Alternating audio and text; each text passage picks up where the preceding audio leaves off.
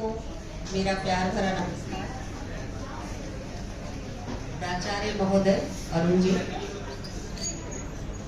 कुलगीत के यशस्वी रचयिता गजेंद्र जी, पंकजेंद्र जी, सामने बैठी मीनाक्षी जी और हॉल में उपस्थित आप सब विद्यार्थी तथा शिक्षक, इतने सुंदर काव्य पाठ और जोश से भरे हुए वक्तव्य के बाद मुझे लग रहा था मैं उसी को सुनती रहूं और बस आप सबसे मिलकर जाने की अनुमति मांगूं। इतना शानदार अभी तक चल रहा था और अचानक जो आप लोगों की भगदड़ मची और ये जो तूफान के पहले की शांति है, यह भी प्रशंसनीय है, प्रक्रिया का हिस्सा है।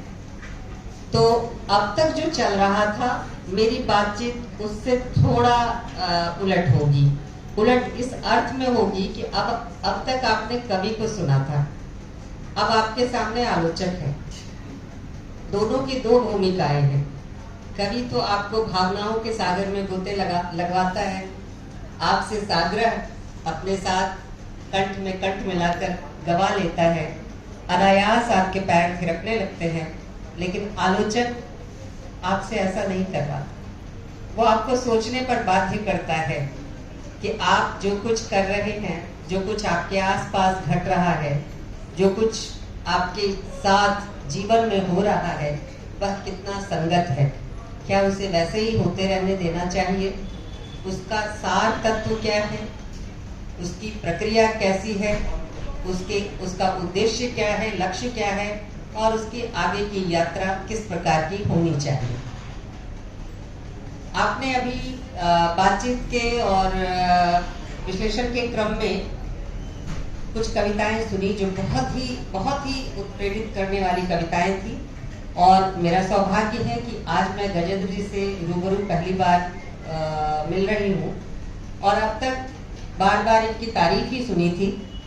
कुलगीत को जब भी हम सुनते थे हमें यही लगता था कि इतना सुंदर, हालांकि इनका नाम उसके नीचे इंटरनेट पे आप खोजेंगे तो लिखा मिल जाएगा और विश्वविद्यालय की वेबसाइट पर भी है। लेकिन जब आप कुलगीत गाते हैं, उसको सुनते हैं, समूह में गाते हैं तो इतना शानदार, इतना सुंदर लगता है। उसकी एक एक पंक्ति, एक एक शब्द मानो मोती पिरो दिए और उसमें जो विचार है इतने संयोजित तरीके से परंपरा, आधुनिकता, क्रांति चेतना, परिवर्तन, सब चीजों को उसमें शामिल किया है और वह कुलगीत आदर्श उदाहरण है हिंदी के ताकत का। हिंदी आपको क्या दे सकती है, हिंदी आपसे क्या चाहती है, वह समझना हो तो उस कुलगीत को ध्यान से पढ़िए। हालांकि उसके अभी लेखक के सामने ही एक चीज मैं कहना चाहती हूँ, रचयिता के सामने ही एक चीज कहना चाहती हूँ और जो कह रही हूँ उसमें रचयिता का उस रचयिता की कोई भूमिका नहीं। ये मैं चाहती थी कि मैं और कहीं इस बात की चर्चा करूं जहां ये बात सही तरीके से पहुंचे। जब हम उस कुलगीत को गाते हैं तो उसमें स्त्री और पुरुष दो स्वर हैं, एक पुरुष स्वर है और एक स्त्री स्वर। तो दो डुएट में, यानी दो लोगों द्वारा मिलकर गाए जाने में कुलगीत को सहजता से गाया जा सकता है, बिना रुके, बिना अंतराल दिए। लेकिन अगर एक ही व्यक्ति पूरे कुलगीत को गा रहा है तो वहां सांस फूलती है। और ये मैं अपने अनुभव से कह रही हूँ, रचयिता के सामने कह रही हूँ, ताकि जो भी कंपोजर हो उसको ये बताएं कि थोड़ा गैप दे, कुलगीत के अंतराओं में थोड़ा सा अंतर रखें, तब तो वो और प्रभावी और भी सुंदर हो। बहरहाल अभी जो चर्चा चली कि हिंदी हमारी माँ है, आपने इतनी सुंदर गीत सुना, मैं भी मुग्ध हो गई। हिंदी हमारी माँ है और यही से हम बात शुरू करते हैं। जिसको माँ बना दिया उसकी दशा, माँ घर में जाइए, माँ आपकी सभी समस्याओं का समाधान है। लेकिन माँ की किसी समस्या का समाधान आप बने, ऐसा आप कम ही करते हैं, कम ही सोचते हैं, कम ही महसूस कर पाते हैं। आपको लगता है कि आपकी माँ है तो आपके पास सब तरह की चीजों का निदान है। एक दीवार फिल्म का एक डायलॉग है ना, तुम्हारे पास क्या है, मेरे पास गाड़ी है, बंगला है, फला है, फला है। तो शशि कपूर धीरे से कहता है मेरे पास माँ है। तो हिंदी को वो निरूपा राय टाइप माँ मत बनाइए, मेरा कहना इतना है। माँ की इच्छाओं को जानिए, माँ की अहम भूमिका को जानिए, परिवार को बनाने में, बच्चों को बनाने में, हमको आपको बनाने में, और फिर माँ के प्रति कृतज्ञता, आभार और कर्तव्य का पालन कीजिए, ये जरूरी है। हिंदी माँ है और हिंदी को माँ कहने के बाद तमाम तरह की अपेक्षाओं को हिंदी से जोड़ लेना उसकी ताकत को कम कर देगा। और एक दिन हिंदी शायद जैसे अन्य क्लासिकल भाषाओं के साथ हुआ, हर भाषा के विकास के इतिहास को अगर आप देखेंगे, चाहे वो पुरानी से पुरानी भाषा हो, ग्रीक हो, लैटिन हो, ब्राह्मी हो, खरोष्टी हो, तमाम तरह की जो भाषाएं हैं, या छांदस हो, संस्कृत हो, छांदस से संस्कृत का निर्गमन हुआ है। तो जितनी पुरानी भाषाओं को आप देखेंगे, एक समय वह शिष्ट जनों की भाषा थी, लोक जनों की भाषा थी, साहित्य की भाषा थी, कला रूपों की भाषा थी, लेकिन धीरे धीरे धीरे वह फिर अपनी जगह से च्युत होती चली गई और एक दूसरी भाषा जन भाषा के रूप में उभरी। फिर वह लोक भाषा और फिर शिष्ट भाषा में अपनी पैठ बनाने लगी और पुरानी भाषा अपदस्थ हो गई। अगर हिंदी के विकास की परंपरा को आप देखें तो छांदस, संस्कृत, पाली, प्राकृत, अपभ्रंश और फिर खड़ी बोली हिंदी, यह जो लाइनेज बनती है, यह जो परंपरा बनती है, यह आपको कुछ सिखाती भी है। सिर्फ इतना नहीं कि हिंदी का दाय संस्कृत है, संस्कृत का दाय छांदस है, सिर्फ इतना भर नहीं, ये सिखाती है कि भाषाओं को जिंदा रखना है, उसको महत्वपूर्ण बनाए रखना है। तो उससे न केवल प्यार करें बल्कि उसके साथ आप सहृदयता से बर्ताव भी करें। यहाँ आप लोग जितने बैठे हैं, मैंने सुना कि आपके यहाँ पाठ्यक्रम में ऑनर्स का पाठ्यक्रम चलता है, बीए प्रोग्राम चलता है और भी कोर्सेज में हिंदी किसी शक्ल में पढ़ाई जाती होगी। तो हिंदी का एक बड़ा संसार है, हिंदी की एक बड़ी ताकत है। हिंदी को बोलने वाले लोग और उनकी संख्या विश्व में कभी पहले कभी दूसरे नंबर पर आते जाते रहती है। ये अभी तक तय नहीं है कि हिंदी विश्व की पहली भाषा है अथवा दूसरी सबसे ज्यादा बोली जाने वाली भाषा है। कभी मंदारिन, कभी हिंदी, इसमें ये बंटवारा होता रहता है। तो यह तो तय है कि हिंदी के लिए चिंतित होने की जरूरत नहीं है, लेकिन ये चिंता की बात है। जिस गीत को अभी मैंने सुना कि हम रहें कहीं भी, भारत के परिंदे कहीं भी, हिंदुस्तान के परिंदे कहीं भी रहें, दिल में हिंदुस्तान रहता है। लेकिन सवाल है कि इन जो साइबेरियाई परिंदे हैं, जो भारतीय हैं, जो प्रवासी परिंदे हैं, ये प्रवासी होते ही क्यों हैं? इनको भारत में ही रोक रखने की व्यवस्था क्यों नहीं है? जिस ड्रेनेज की समस्या से दादा भाई नौरोजी जूझ रहे थे, हम आज तक ग्रसित हैं। क्यों नहीं हम अपनी भाषा में अपने पाठ्यक्रम के अंतर्गत ऐसे प्रयोगशालाओं की स्थापना कर पाए, ऐसी वेधशालाएं स्थापित कर पाए, ऐसे ज्ञान विज्ञान की सेंटर स्थापित कर पाए जो यह ताकत रखती हो कि हिंदी के जरिए पढ़ाई होगी, हिंदी के जरिए समस्त ज्ञान विज्ञान का आदान प्रदान होगा, और जिसको नौकरी चाहिए, जिसको आगे शोध करना है, जिसको आगे और कुछ अन्वेषण करना है, वह कहीं और जाने के लिए बाध्य ना हो, वह हिंदुस्तान में रहे। इन परिंदों को किसी और आसमान की जरूरत नहीं है। भारत का आसमान बहुत बड़ा है और इसी आसमान में इन परिंदों को रहना चाहिए। तो मैं उस दिन की प्रतीक्षा कर रही हूँ, और इसलिए कर रही हूँ कि हमारा यह जो समाज है, जिसके आप भी वाहक हैं, मैं भी पूरी जिम्मेदारी से उसका वहन करती हूँ, और आप पर ज्यादा बड़ी जिम्मेदारी है। मेरा कार्यकाल आपके जीवन और कार्यकाल से शायद इकाई या चौथाई रह गया है, लेकिन आप लोग अभी लंबी रेस के घोड़े हैं, आगे जाएंगे। आप अपनी भाषा से केवल प्यार मत कीजिए, उस भाषा के साथ अपनी जिम्मेदारी को समझिए। वह जिम्मेदारी जो आपको उस बोली उस भाषा में जिंदा रखेगी। स्वयं भी जिंदा रखना है तो अपनी भाषा को जिंदा रखना सीखिए। भाषाएं मर जाती हैं, साहित्य क्लासिकल्स का दर्जा पा जाते हैं, लेकिन हिंदी को अगर बचना है तो हिंदी कर रही है कोशिश। हिंदी भाषा के रूप में स्वयं अपनी शक्ति का जितना विस्तार करना चाहिए कर रही है, लेकिन उसको बरतने वाले लोगों की जिम्मेदारी भाषा की जिम्मेदारी से ज्यादा है। भाषा केवल लिखने वाले और कोश निर्माण करने वाले अथवा सरकारी नीतियां बनाने वालों के कंधों पर नहीं टिकती। भाषा टिकती है उसके बर्ताव करने वालों के विचार, व्यवहार, भावनाओं इत्यादि से। आप हिंदी हैं, हिंदी भाषी हैं, इसकी पहचान क्या है? आप विदेश जाइए ना, यहाँ तो शायद आपकी पहचान अलग अलग है।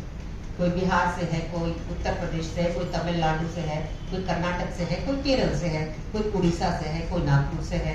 तो अलग अलग प्रदेशों से आप आए, लेकिन आप विदेश चले जाइए, आप किसी भी प्रदेश के क्यों ना हो, आपकी पहचान हिंदी और हिंदुस्तानी होती है, भारतीय होती है।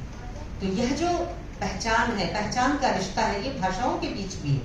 हम मनुष्यों के बीच तो आकार प्रकार चेहरे मोहरे से है, लेकिन भाषा जिस संस्कृति का वहन करती है वह संस्कृति ही हमें वह संस्कार देती है जो हमारे व्यक्तित्व में रूपायित होता है, जिससे हम भारतीय के रूप में पहचाने जाते हैं।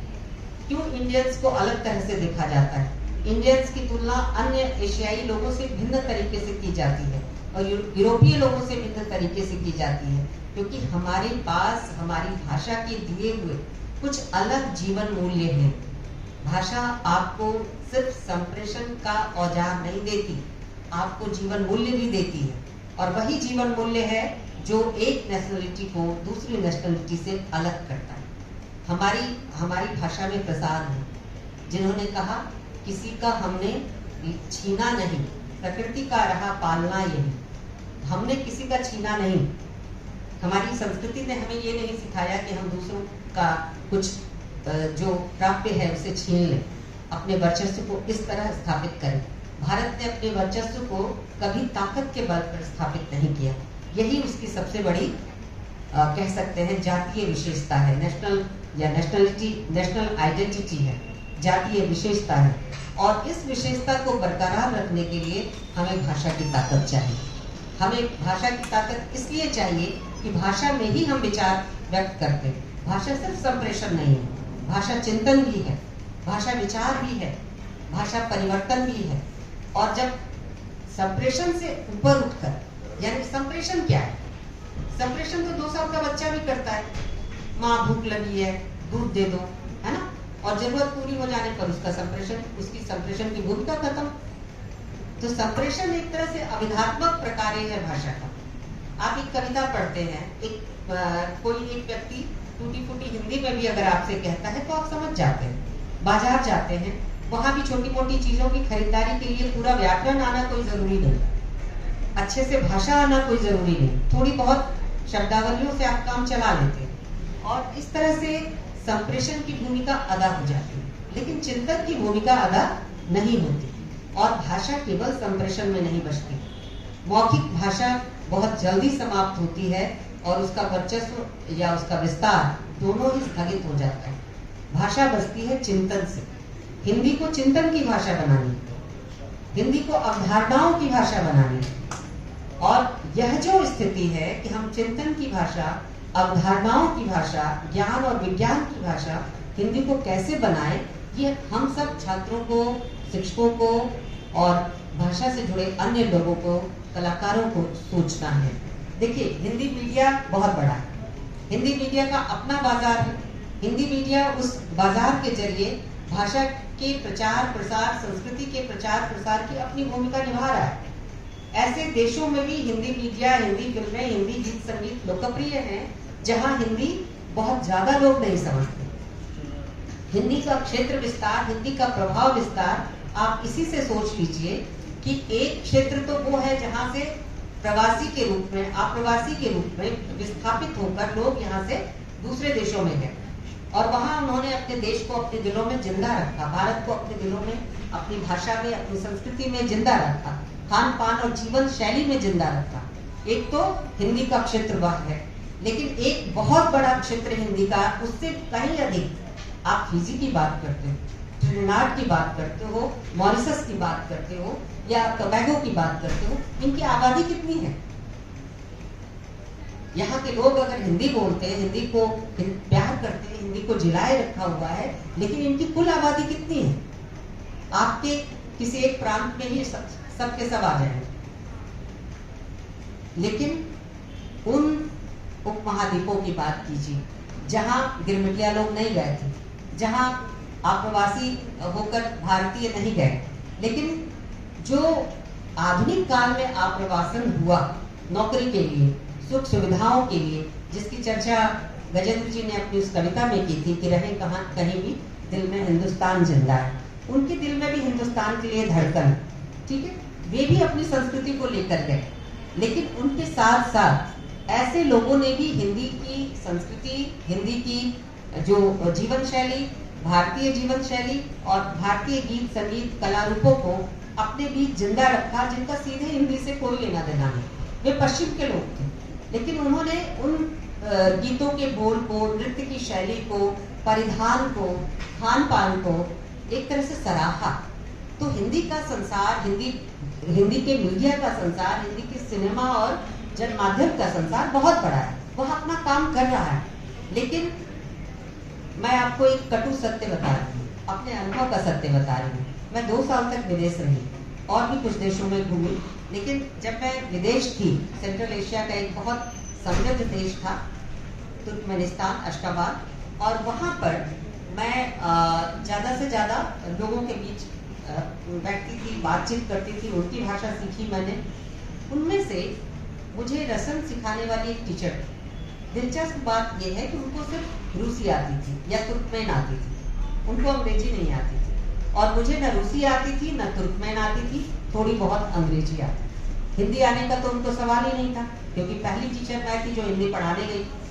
आज वहाँ भले कम से कम हजारों विद्यार्थी, 2010 से लेकर अभी 25 है, 15 साल में हजारों विद्यार्थी हिंदी पढ़कर निकले हैं और शानदार काम कर रहे हैं। कुछ वही टीचर हैं और वही लोग अब यूनिवर्सिटी को रन कर रहे हैं, चला। तो लेकिन जब मैं गई थी तो हिंदी किसी को नहीं आती। मेरे लिए ये बिल्कुल अजीब, मैंने उस मुहावरे को साक्षात समझा कि काला अक्षर भैंस बराबर क्या होता है। मुझे कुछ नहीं समझ आता था, वे कुछ भी बोलते थे, मैं हंसने और मुस्कुराने के सिवा कोई उत्तर नहीं दे पाती थी, क्योंकि मैं उनकी भाषा नहीं जानती थी और उनको अंग्रेजी नहीं आती थी, मुझे रूसी नहीं आती। तो ठीक यही स्थिति मेरी रूसी टीचर के साथ थी। मैंने तत्काल तय किया कि मुझे रूसी सीखनी चाहिए और फिर मैंने तय किया कि जो इनकी भाषा है उसके जो साझे शब्द हैं मेरी भाषा से, उसको पकड़कर मुझे इनकी भाषा को भी स्वमेव सीखने का प्रयास करना चाहिए। तो तुर्कमेन मैंने किसी से सीखा नहीं। उनकी भाषा में कम से कम 2,500 से 3,000 ऐसे अरबी फारसी के शब्द थे जो अपनी हिंदी में हैं। जैसे अभी जब आप हिंदी की कविता सुन रहे थे तो आपको कई ऐसे शब्द सुनने को मिले जिससे उस कविता में रवानगी आई, खूबसूरती आई और एक सुरीलापन आया। तो वैसे सब शब्दों को मैंने पकड़ा और मैंने तुर्कमेन सीखी। लेकिन जब उस रूसी टीचर से मेरी बात हो रही थी तो मैंने पूछा कि आपके यहाँ तो हर मंगलवार को इंडियन फिल्म दिखाई जाती, सरकारी चैनल पर भारतीय फिल्म हर मंगलवार को 3 घंटे दिखाई जाती थी। तो हमने पूछा कि आप लोग भारतीय फिल्मों में इतनी रुचि क्यों रखते हैं? तो उन्होंने कहा कि अच्छा लगता है, क्योंकि एक जैसी परिवार व्यवस्था है, एक जैसा जीवन मूल्य है और भी बहुत सारी चीजें जो रोना धोना ट्रेजेडी हमारे लाइफ में भी है, हिंदी फिल्मों में भी है।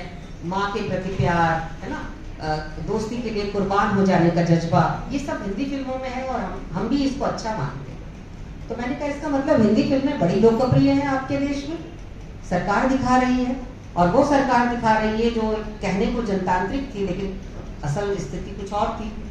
वहाँ एक तरह 2 ही पार्टी थी, वही कभी ये कभी वो जीतते थे, तो डेमोक्रेसी लिमिटेड रूप में थी।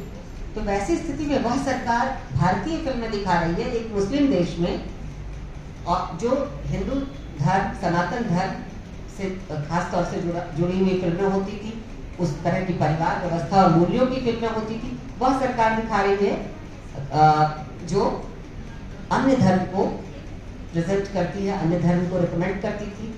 तो मुझे आश्चर्य हुआ, मैंने पूछा कि ऐसा क्यों, क्या आप लोग और भी देशों की फिल्म देखते हैं? उन्होंने कहा नहीं, हम और देशों की फिल्म दो स्थिति में देखते हैं, भारत की फिल्म कब देखते हैं और उन देशों की फिल्म कब देखते हैं। उन्होंने मुझे बताया कि जब मैं कुछ सोचना चाहती हूँ, समझना चाहती हूँ, देश दुनिया को जानना चाहती हूँ, तब मैं तुर्की फिल्म देखती हूँ, क्योंकि वहाँ चिंतन है, वहाँ दिमाग पर जोर है, किसी समस्या को सेंटर में रखकर बातचीत है। लेकिन जब मुझे मनोरंजन चाहिए होता है तब मैं हिंदी फिल्म देखती हूँ, तो नाच गाना है, मस्ती है, खुशी है। तो जी, एक पक्ष तो बहुत अच्छा है कि जीवन में जो चीज नहीं है उसको यदि भाषा के जरिए आपको दिया जा रहा है, आपको उपलब्ध कराया जा रहा है, तो निश्चित तौर पर एक भाषा का एक बहुत बड़ा प्रदाय है। लेकिन यह भी सोचना चाहिए कि हम जिस हिंदी मीडिया की बात कर रहे हैं, हिंदी फिल्मों की बात कर रहे हैं, हिंदी में उसके प्रचार प्रसार की बात कर रहे हैं, वह अपने मुनाफे के लिए ये सब कर रहे हैं। हिंदी से लगाव इसका कारण नहीं है। ये आपको हमको तय करना है कि हम अपनी भाषा से प्रेम करते हैं। विदेशियों की नजर में हमारी भाषा और हमारे देश की इज्जत, प्रतिष्ठा, सम्मान कैसे आगे बढ़े? क्या इससे बढ़ेगी कि हम केवल कहेंगे कि हम बहुत बड़े हैं, हमें आप अपने से बड़ा मानो? इससे नहीं बढ़ेगी। हमारे आचरण से बढ़ेगी, हमारे कर्मों से बढ़ेगी, और वह आचरण, वह कर्म अपनी भाषा के प्रति लगाव, अपनी भाषा में व्यक्त जीवन मूल्यों के प्रति लगाव इत्यादि से ही संभव है। तो केवल माँ मत बनाइए। माँ के लिए तो अब वृद्धाश्रम खुल रहा है, आप लोग ऐसी माँ के रूप में हिंदी को मत पोषित कीजिए, बड़ा मत कीजिए। माँ के प्रति अब तक जिन प्रश्नों को आपने नहीं देखा उसको देखने की कोशिश कीजिए। माँ की इच्छा होती है, माँ की जरूरत होती है, माँ को मदद और विस्तार की आवश्यकता होती है। जैसे माँ अपने बच्चे के लिए एक विस्तृत दुनिया रचती है, वैसे ही बच्चा भी अपने माँ के लिए जब वो सक्षम हो जाए तो एक विस्तृत दुनिया का निर्माण करेगी। हर बच्चे का कर्तव्य है और हर भाषा भाषी का कर्तव्य है। हिंदी के लिए केवल ये बात मैं नहीं कह रही, हिंदी के साथ साथ अन्य जितनी भी राष्ट्रभाषाएं हैं सबके लिए सच है, सभी मातृभाषाओं के लिए सच है। लेकिन हिंदी के लिए विशेष सच ये है कि हिंदी देश की स्वाधीनता आंदोलन की भाषा थी, जन आंदोलनों की भाषा थी, और जन आंदोलनों की भाषा होने के कारण ही हिंदी ने अनेक कुर्बानियों के जरिए ये दर्जा हासिल किया है, यह विस्तृत दुनिया हासिल की है, यह विस्तार हासिल किया है, और एक समावेशी चरित्र हासिल किया है, जिसमें सभी भाषाओं के लिए थोड़ी थोड़ी जगह है। हिंदी को ये चरित्र और बड़ा करना चाहिए, मेरा मानना है। हिंदी अपने विस्तार के लिए, जिस तरह से अंग्रेजी हर साल लगभग 5000 शब्द अपने शब्दकोश में दाखिल करती है, हिंदी की रफ्तार देखें तो 1000 से 1500 शब्द हम अन्य भाषाओं और बोलियों से हिंदी में शामिल करते हैं। हिंदी की ताकत अंग्रेजी से कहीं ज्यादा है, बोलने वाले लोग ज्यादा हैं, फिर हिंदी को ये संख्या ज्यादा बढ़ानी चाहिए। हमको जानना चाहिए तमिल में क्या लिखा जा रहा है, हमको जानना चाहिए मराठी में ज्योतिबा फूले ने क्या लिखा, हमको जानना चाहिए कि रविन्द्रनाथ ठाकुर की रचनाओं का मर्म क्या है। अनुवाद के जरिए तो हम उस दुनिया को जानते ही हैं। कोशिश कीजिए मूल पाठ के जरिए उस दुनिया को जानिए, समझिए, और उन शब्दों को देखिए। छायावाद के कवियों ने क्या किया? बांग्ला का एक फ्रेज है, भीषण सुंदर, ठीक है, प्रसाद ने प्रयोग किया भयानक सुंदर। इतनी आलोचना हुई, रामचंद्र शुक्ल ने तो लाठी लेके उनके पीछे पड़ गए अपने साहित्य इतिहास में कि ये क्या भाषा हुई, भयानक सुंदर। और ये तो बांग्ला का असर है, और बांग्ला के रोमांटिसिज्म का असर है, और इस तरह से तो हिंदी तो गई, हिंदी तो बर्बाद हो गई, क्योंकि वो भावुक हो गई। उनको तो पौरुषपूर्ण भाषा चाहिए थी।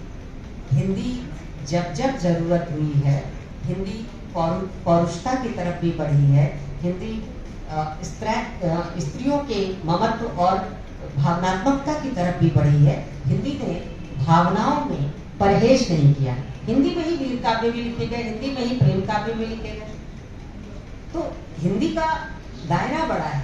सवाल है आप उसको बरतते कैसे हैं, उसमें चिंता कैसे करते हैं, चिंतन कैसे करते हैं। अभिव्यक्त कैसे करते हैं और उससे लगाव कितना रखते हैं। माँ से लगाव रखना मत छोड़िए।